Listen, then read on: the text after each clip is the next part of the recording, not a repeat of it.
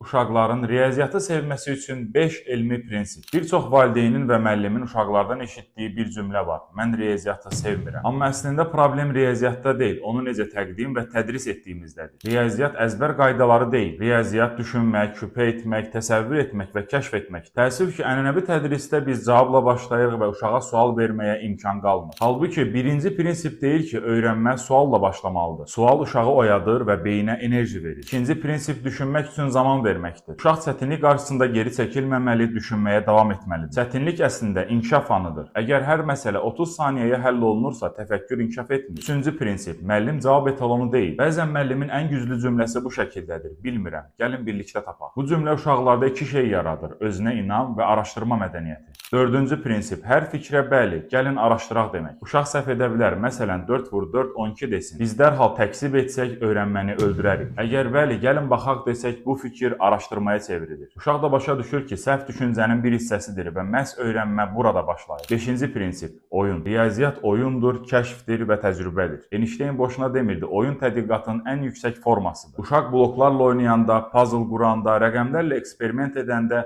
əsl riyazi düşüncə yaranır. Əgər biz evdə və məktəbdə bu 5 prinsipi tətbiq etsək, uşaqlar riyaziyyatı formal bir fən kimi yox, öz dünyalarını anlamağın dili kimi görəcəklər.